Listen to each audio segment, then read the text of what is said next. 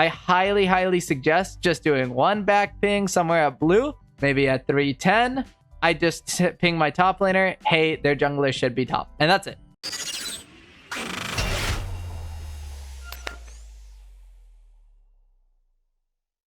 Okay.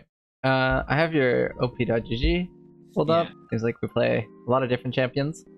Yeah, I'm having an identity crisis where I don't know what I should really be playing in support. That's fair. I think it's it definitely takes a lot of practice on which champion definitely clicks with you a little bit better, or which style is like a little bit easier to implement, and which one you won't be completely bored playing, because that's definitely the worst thing. We don't want to be ruining our time playing League of Legends. So I want you to tell me pretty much what you know about this matchup. And I know that you're not completely, you know, adept at Seraphine, but I want to just kind of see what your general knowledge of this is. It's really useful no matter what champion you play to have a mindset going in. Things like, what levels do we win at? What levels do they win at? How do they kill us? How do we kill them? Pretty much what's going to happen in the lane. Okay, well, this lane is basically not good for us level 3, or really anything post 6. Post 6 I can at least use my ult. Okay, and then what are their main way of killing us? There's no wrong answer. I'm just trying to understand what you think is going to happen in this lane, and then I'll give my input and we'll watch what happens. I have to land one of my pokes, so Q or E, and Zeri has to land her Qs as well. So we have to whittle them down. Okay, so so that's one method. Yeah, we poke them and until they die. They don't just explode from our poke, right? At the very end, when they get, you know, when they get low on HP from our poke, what then finishes them off? There's something that guarantees that we kill them. It's gonna be the enhanced E then. Yeah, there we go. That's what I'm looking for. So we're looking for some form of a route with our double E, right, to be able to kill. I wanted to break one thing down that you said, which was in the beginning, and that is I don't want to play aggressive because they win at level 1. I want this idea of I can't play aggressive to kind of change based on what we see happening. And you mentioned it before. If Nami has no bubble or Xayah doesn't root us, then we look to punish to do something. It's the same thing level 1. If Nami uses her W on herself and doesn't get the bounce on us or something like that, or, you know, something similar, that's our time to punish. And that is considered a little bit of playing aggressive, but in reality, it's just knowing how to punish properly. If this Nami at level 1 is standing right here, this is her not using, she didn't use W yet, so this is not a W error, right? What is this? It's a positioning error. Yeah, this is a positioning error, right? A big way to avoid playing around Nami E is going to be utilizing vision. I'm going to talk about that once we get into lane. If we use our combo from slightly outside of bush, and Nami's, you know, here, it doesn't really matter. She W's herself, or it can't bounce to us if we step back into the bush, or if she tries to W us, we also step back into the bush. She loses vision. She can't W us anymore. It was a really bad invade, honestly. Bad team for me. It didn't turn out terrible, but okay. So I want a game plan usually when we're here. At level 1, what I want us to get into the habit of is knowing what their team comp does, and also knowing how can I best win my lane. And that sometimes means I shouldn't watch for this invade because it's not really too realistic for something like Nami to invade, even though it happened this game, right? It happened this game, but realistically, do you expect Nami to invade? Probably not. No. Their comp doesn't have too much great CC against us. The biggest thing that we need to use to win this lane is these bushes, right? And this is going to apply to almost every champion. Almost, but most champions, especially ranged champions, can abuse these bushes more than you might expect. And biggest counter to this bush is, can you guess?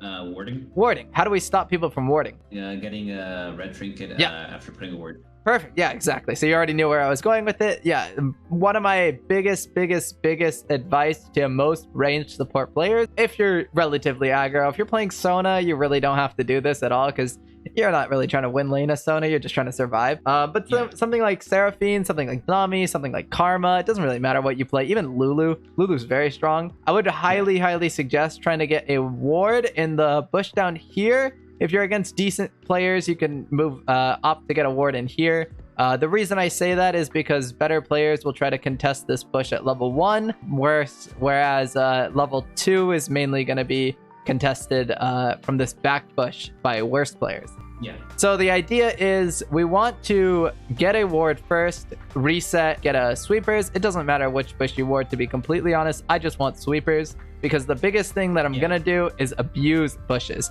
And I can already see from the first step that we took in laning phase, us being just like in the middle of nowhere, you know, is not really optimal, not really going to do much for us. I want us to constantly try to apply pressure. So let's see how the game first and foremost goes out. The reason most of this fighting happens is actually because of us, because we're trying to instigate a little bit more, right? But you're not wrong. The way this fight actually could have gone very, very great for us if we just, you know, got our double E. But you're also kind of 4v5 potentially because our Darius is in here and we see their Volibear here. Did we see the enemy bot lane leash? Apparently, well, I mean, I'm assuming so, yeah, so they started bot side. Yeah, assuming most likely they leashed because, you know, where is their support? I have no idea. I'm assuming she's still leashing, right? And they didn't come to lane instantly, which is also the mana, like Nami used W twice. Exactly. Yeah. You can sometimes tell from the mana or, you know, whatever it is. But this tells us a lot because if their jungler is starting in the bot side, a general jungle path almost always leads them up, right? You have a very case-by-case scenario where if you're against like something like Shaco or Jarvan, you might get level 2 ganked, and that's a different story. In those cases, I'd tell you not to ward this push at level 1, but instead to ward for the level 2 gank, and then swap for sweepers and try to play bush control again. But it's just the idea of where I move my ward. In this case, we are against Rengar. Rengar barely ever does a level 3 gank or anything like that. It's possible, but he's likely not to gank us early. In those cases, I'd tell you not to ward this push at level 1, but instead to ward for the level 2 gank, and then swap for sweepers and try to play bush control again. But it's just the idea of where I move my ward. In this case, we are against Rengar. Rengar barely ever does a level 3 gank or anything like that.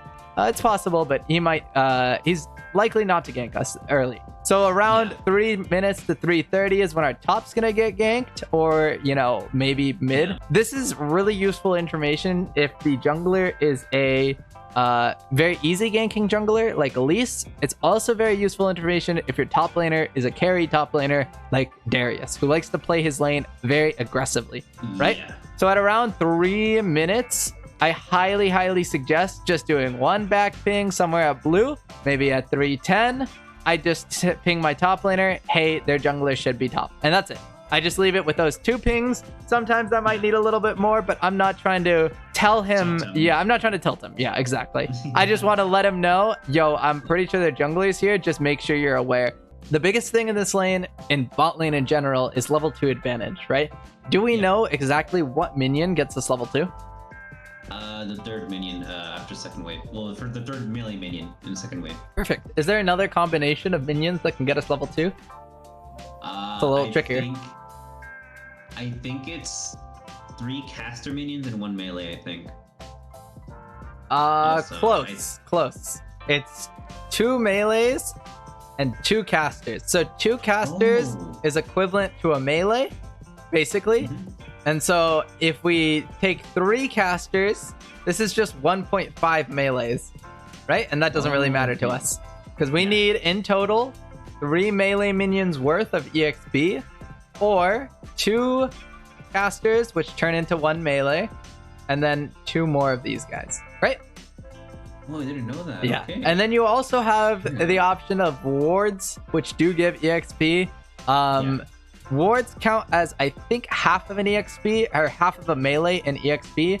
So it'd be 1, 2, counting as 1, another one for a 0.5. A ward gives you another 0.5.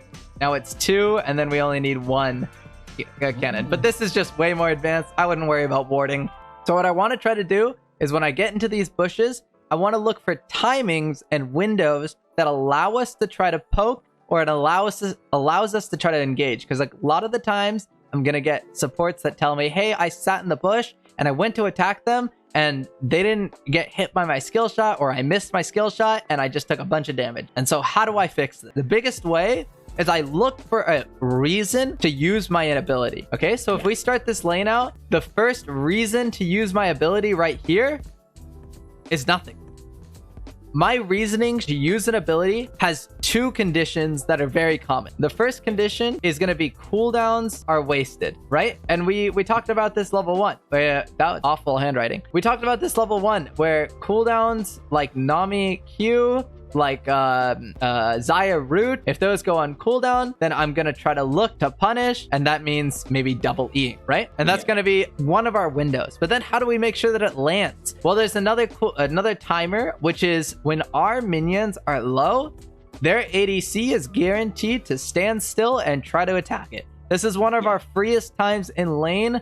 When ADC is last hitting CS, I want to try to time my abilities so it lands while they're hitting CS. This is a lot. So I'm testing the waters at level 1 to see how they react. Because again, we said at level 1, you'll have opportunities in even some lanes that you think you lose to throw abilities out to kind of maybe win your lane. If we know how they kill us and we can play that to our advantage, we can either go even in lane or we can start to win our lane with that knowledge. Okay, who's gonna see us? What's the biggest concern? Xayah. There's another concern. Oh yeah, Nami. There's another concern. The minions. The minions. There we go. That's what I'm looking for. Yeah, it's okay. The minions actually do a lot of damage early game, and it's very, very important because auto-attacking champions or actually auto-attacking minions in Vision can actually swap aggro from you or from the minions to you. This is a very advanced concept of wave manipulation. And you'll see it later on when you get into like higher ranks. When the wave just straight up crashes, you'll see some players that right when the wave crashes, they do a quick little, let's see if we can see the wave immediately. If we're in wave like this and we get here early without leashing, they throw an auto attack on one of these minions, right? And everything switches aggro to you. We drop into the bush real fast, drop out of the bush. All of their aggro all at once changes to the same target, and then allows for a slow push towards us. And if they're leashing, they might miss a minion of EXP, which is huge because it's a melee minion of EXP. The second method is just to pull lane, which is coming from this bush. If you're here very early, you make all the minions aggro you somewhere on this side down here, and then once they all aggro you, you drop into the bush. It's the same concept. Everyone's aggro is reset now, all the minions onto one minion, and it slow pushes the lane into you. And so this is the one thing that I care about the most. Less than that we got auto-attacked and poke. It's more so this ability got used at the point of level 2 right here. Yeah. Right? So this tells me that we don't know when level 2 is, or that we're completely autopiloted, which is probably the case this game, right? We're going to see a lot of repeating mistakes, and I just want to point out a couple of them. I'm going to stop after a bit, but I just wanted to be very, very clear. What's the repeating mistake here? It's not just using E, there's something else to it. Why is it bad that I E'd here, or you E'd here? Like I didn't use my E when I was supposed to, basically. Like instead of like I was supposed to wait for a Nami Q or a root. Instead, it was really telegraphed, and it wasn't just used well. Yes, yeah, I think you have the right idea. It's not just Nami Q and Xayah root that we're looking for. It's more so this root has no purpose because Xayah is looking straight at us and nothing else. Yeah. Right? So landing this route is too hard because Xayah has nothing to look for other than our one skill shot. And so yes, it's telegraphed, but we're in a position that it's so far away and this minion is not even close to being low, which is probably the lowest minion that we have. So Xayah has nothing to look for. She's just got time to walk around in lane and look for this skill shot to dodge. When would be a better timing? When they're in the middle of an auto attack animation. So like right now, we know this minion is our next one to get low. So my goal should try to be on a position that allows me to punish for this. One example is to stand down here, outside of the bush, yes, but I'm trying to stand here because I know this minion's getting low. Xayah has 2 options. 3, kind of, actually. Her first option is to auto-attack the minion and then gets hit by our skill shot, right?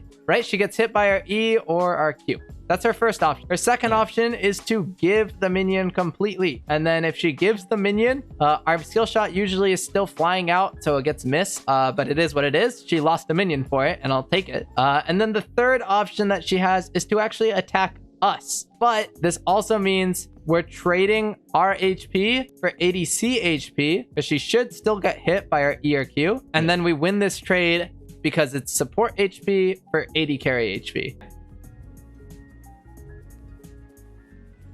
The concept there, by the way, which is the smaller one, but very important, is that when we have no abilities, they have room to punish us. Okay, so now here's where something interesting has happened. Level 3 is actually very, very uncommon to play for, but it's very useful information for the individual because someone like Seraphine excels when she gets all 3 abilities. Someone like Vayne really likes all 3 abilities. Someone like... Nami likes all 3 of her abilities, you know? There's certain champions that really, really scale at their 3rd ability, and this is their big power spike. And so I want to know when level 3 is coming. And level 3 actually comes from the 4th wave, which is the wave after cannon, right? It's going to be the same idea as level 2. It's those 3 melee minions. There's one more, but we killed it. It's the 3 melee minions gets us level 3. So it's at wave... number 4 which is the wave after cannon. We need 3 melees. And so now why am I telling you this? Because our champion currently is one of those that spikes at level 3. A lot of the times it's hard to convince your AD carry to fight, but you're gonna have wave states where, you know, they're pushing back into us and we're getting our level 3 closer to around here. This gives us a little more room to punish and they're not really under tower. If we ever get a level advantage, I want to see if we can use it at least a little bit into our favor, which usually will mean I can't waste my abilities. Oh, well, would you look at that? At level 3, level 3 is coming from this next minion, right? And we don't have all of our abilities up to play with it, right? Yeah. So this is kind of just what I mean, right? Again, I don't watch the VOD ahead of time at all. I want to watch this with you so you kind of know what I'm thinking, because sometimes I'm gonna say something and the exact opposite happens because it's lower elo. Can I leave right now in this lane? If I ping my ADC back and I go into this bush, can I leave? No, because the wave isn't crashed yet. Okay, good. The wave isn't crashed. This is very, very important. I watched this in your last VOD. You were playing Soraka. The wave was here. It was a big, big wave into Nami Lucian, and we just pinged back. Because you assumed the wave was going to crash, but they could hold that wave very easily. Yeah. We should we should try to guarantee the wave gets walked into tower completely if we have the luxury to do so. Because there's going to be some games where jungle's coming. We just got to go, right? Generally, you have the right idea. We want that wave to crash in, and that way we can get a reset. So like right now, what are we doing? Taking a really bad recall. Yeah, right. This wave state's actually not the worst for us because the wave is crashed here, and the fact that it's even in minions, this actually means it slow pushes into us. But we still lose quite a bit of minions from it, and convincing your AD carry to leave right now is a little bit difficult.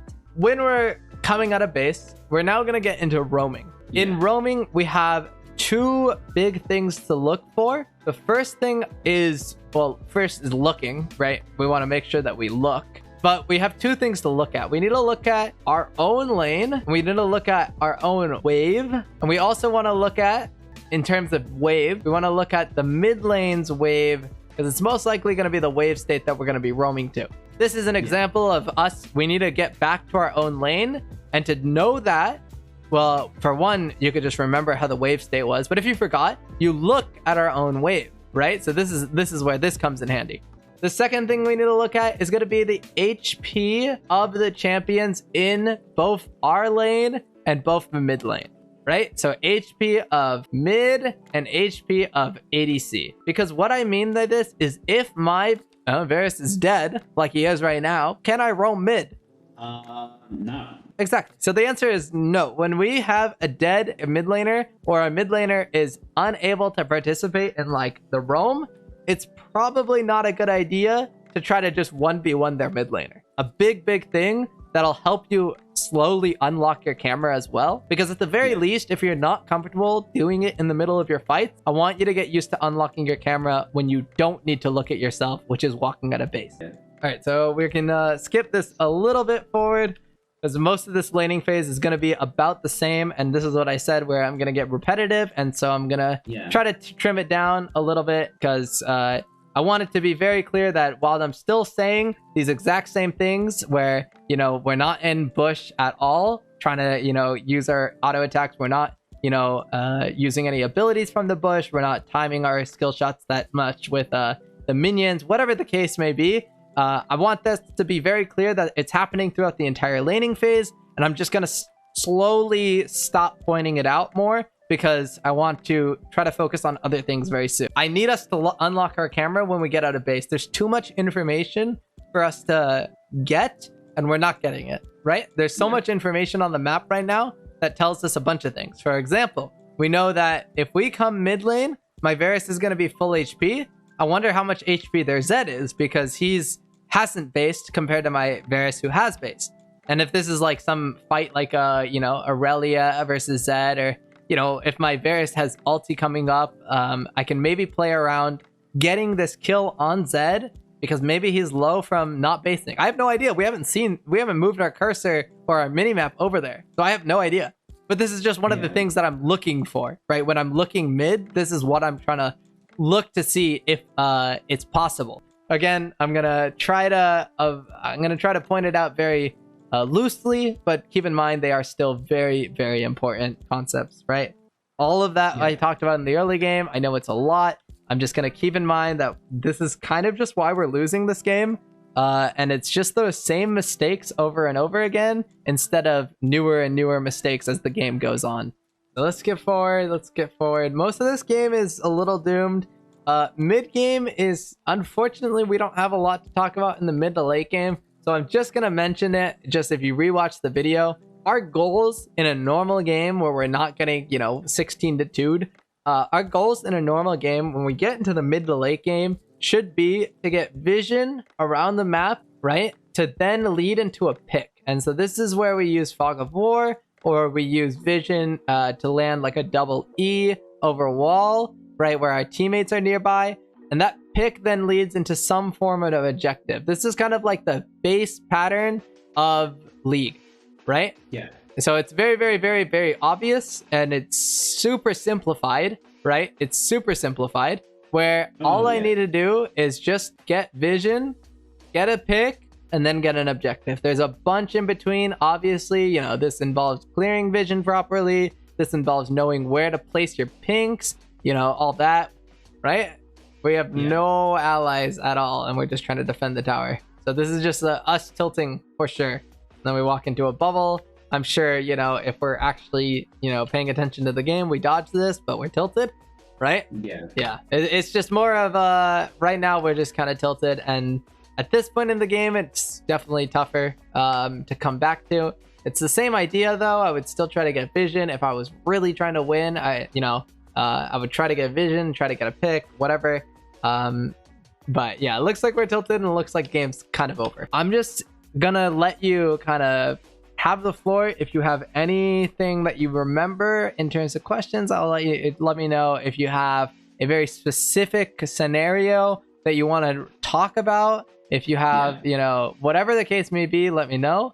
I mean, right now, honestly, the only question I have is like, what do I do in this case, like where it's like a stomp and like we're really behind? What would I do to like secure vision? Because like it's really hard to tell where somebody's gonna go.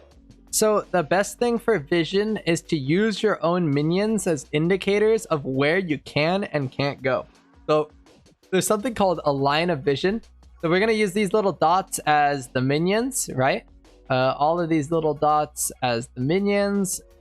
There we go. Okay, so line of vision, the idea is you draw, you know, a line from the edge of one wave, usually the back edge, and you connect it to about the back edge of your other wave.